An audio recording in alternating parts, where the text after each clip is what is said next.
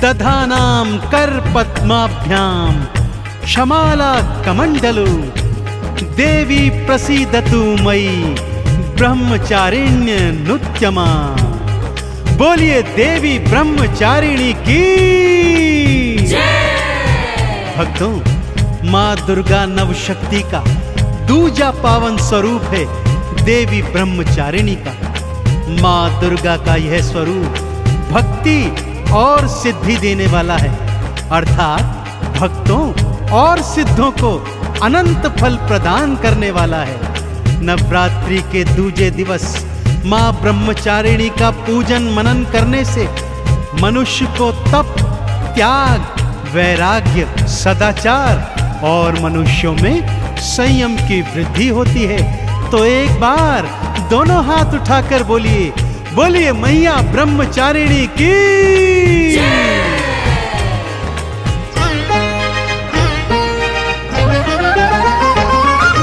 दुर्गा रूप निरंजनी दूजा ये अवतार है। ब्रह्मचारिणी माँ को ध्यान लो, सबका बेड़ा पार है। दुर्गा रूप निरंजनी दूजा ये अवतार है। ब्रह्मचारिणी माँ को ध्यान लो, सबका बेड़ा पार है। ब्रह्मचारिणी नमो नमः, आदि भवानी नमो नमः, जन कल्याणी नमो नमः, माँ वरदानी नमो नमः।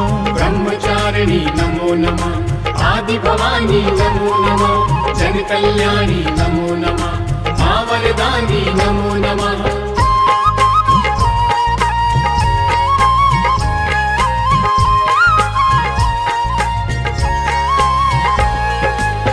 जैसा कि नाम से ही विदित है भक्तों, ब्रह्मचारिणी अर्थात तप का आचरण करने वाली। माँ दुर्गा का ये स्वरूप तप का आचरण करने वाला है। माँ का रूप अत्यंत ज्योतिर्मय और भव्य है। देखिए भक्तों, माँ के शीश पर तो स्वर्ण का मुकुट सजा हुआ है। माँ श्वेत परिधान में सुसज्जित है। माँ के एक हाथ में जपमाला है तथा दूसरे हाथ में कमंडल। स्वाभाविक है कि माँ ने एक योगिनी तपस्विनी का रूप धारण किया है। माँ के इस ब्रह्मचारिणी स्वरूप की उपासना भक्तजनों में अपार शांति प्राप्त करती है। तो दोनों हाथ जोड़कर माँ के चरणों का ध्यान लगाते हुए आइए सुनते हैं माँ ब्रह्मचारिणी की पावन कथा।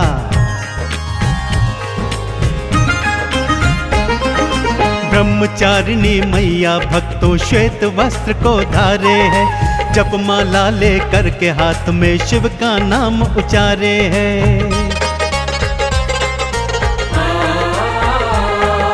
दूजे हाथ में लेके कमंडल नमः शिवाय बोलती। अपने मन मंदिर के द्वारे शिव के लिए ही खोलती। शांत स्वरूप अपार है, माँ करुणा आधार है। ब्रह्मचारिणी माँ को ध्यान लो, सबका बेड़ा पार है। ब्रह्मचारिणी नमो नमः, आदि भवानी नमो नमः, जन कल्याणी नमो नमः, माँ वरदानी नमो नमः।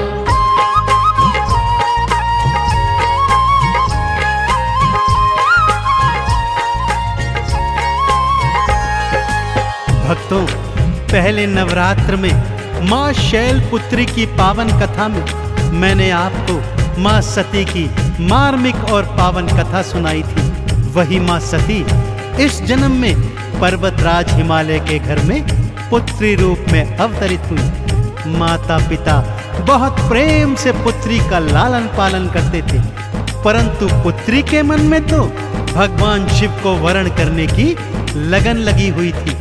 वो तो खेल भी ऐसे खेलती थी भक्तों कि स्वयं दुल्हन बन जाती और भगवान भोलेनाथ को दूल्हा मान उनसे विवाह करती रहती। पहले तो माँ बाप ने ये बालपन समझकर इसको हंसी में उड़ा दिया, परंतु उन्हें ज्ञात नहीं था भक्तों कि ये कोई बाल हंसी नहीं है, ये तो जन्म जन्म का नाता है। आगे क्या होता है आइए सुनाता हूँ।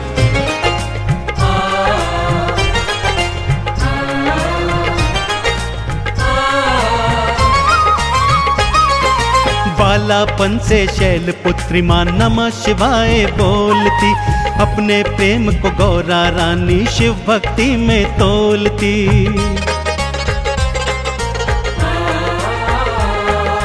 पहले तो मैया बाबा ने बात हंसी में उड़ाई है, पर गौरा की लगन देख के चिंता अब हो आई है।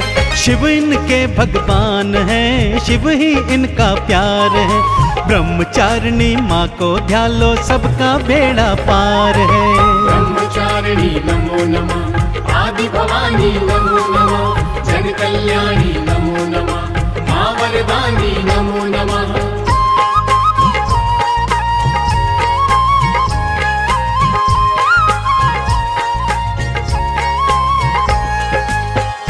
बेटी शैलपुत्री अर्थात पार्वती अब युवावस्था की तरफ बढ़ने लगी थी भक्तों। उसे बढ़ता देख स्वाभाविक रूप से माँ बाप को उनके विवाह की चिंता सताने लगी। वो माँ बाप को समझाती, मैया बाबा चिंता मत कीजिए, मैं तो अपना वर पहले ही ढूंढ चुकी हूँ।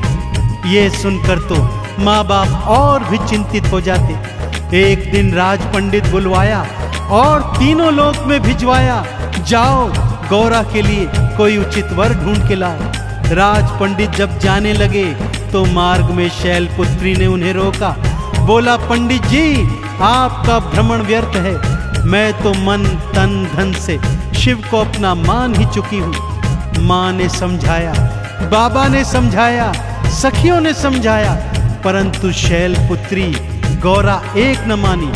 और अब समय आ गया था माँ के ब्रह्मचारिणी स्वरूप को धारण करने का।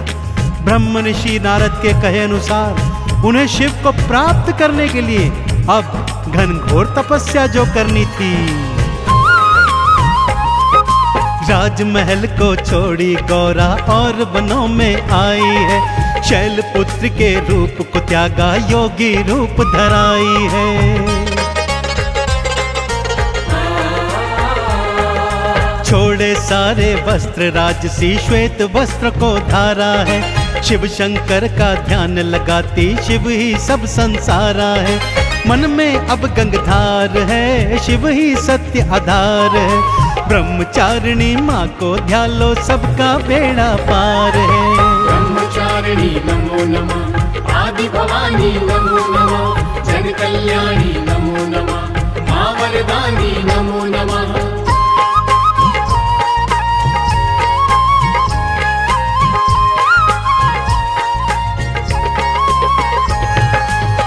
पूरे 1000 वर्षों तक माँ ओम नमः शिवाय मंत्र का जाप करती रही। 1000 वर्ष व्यतीत होने पर अब उनके तन से भी नमः शिवाय की वाणी प्रस्फुटित होती थी। उन 1000 वर्षों में माँ ने एक समय फल फूल खाकर अपना जीवन यापन किया, परंतु ऐसी कठिन तपस्या पर भी भगवान शिव ने माँ को दर्शन नहीं दिए। पिता हिमाचल और माँ मैना ने, सप्त ऋषियों ने आकर गौरा को बार बार समझाया, परंतु वो सब निराश हो गए और अपने अपने स्थानों को लौट आए। अगले 100 वर्ष मैया ने भूमि पर उगी घास शाक खाकर अपना जीवन व्यतीत किया, परंतु भगवान शिव फिर भी नहीं माने भक्तों, क्योंकि वो तो ब्रह्मचर्य व्रत धारण कर चुके थे। परंतु माँ भी तो हटी थी।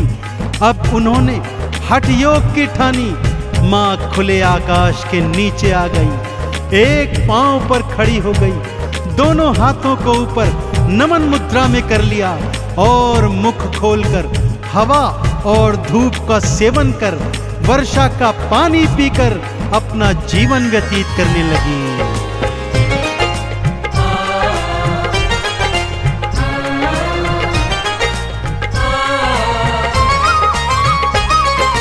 हवा धूप खाती थी मैया, वर्षा पानी पीती थी, नमः शिवाय मंत्र रात दिन मैया रानी जपती थी।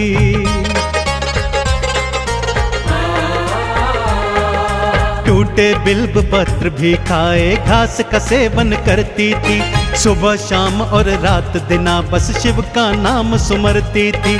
तप का किया संचार है, देख रहा संसार है। ब्रह्मचारिणी माँ को ध्यान लो, सबका बेड़ा पार है।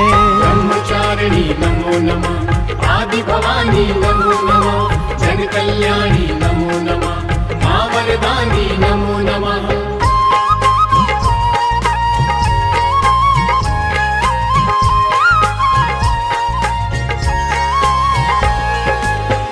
नमः शिवाय मंत्र का जप करते करते माँ की काया एकदम क्षीण पड़ गई। भक्तों, सभी देवी देवता, ऋषि मुनि, सप्त ऋषिगण माँ की शरण में आ गए। माँ के तप की भूरी भूरी प्रशंसा करी और माँ से प्रार्थना करी कि हे माँ, अब अपना तप समाप्त कीजिए, क्योंकि आप जैसा तप न तो इस सृष्टि में आज तक किसी ने किया है और ना ही कभी कोई कर पाएगा।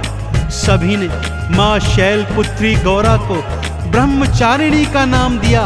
तभी से सबने मैया की ब्रह्मचारिणी बोलकर जय जय बुलाई। सभी ने मिलकर चंद्रमौली भगवान शंकर को भी समझाया कि हे प्रभु, ये जो अपर्णा घास पात खाकर आपका घनघोर तप करती है, यही ब्रह्मचारिणी पूर्व जन्म में सती थी। कृपया इनका वर्ण कीजिए। सबके मनाने पर भगवान शिव मान गए, माँ को दर्शन दिया और उनके संग बड़ी धूमधाम से विवाह किया। तब हुआ पूर्ण मैया का शिव शंकर ने दर्श दिया। सबके समझाने पर शिव ने माँ गौरा से ब्याह किया।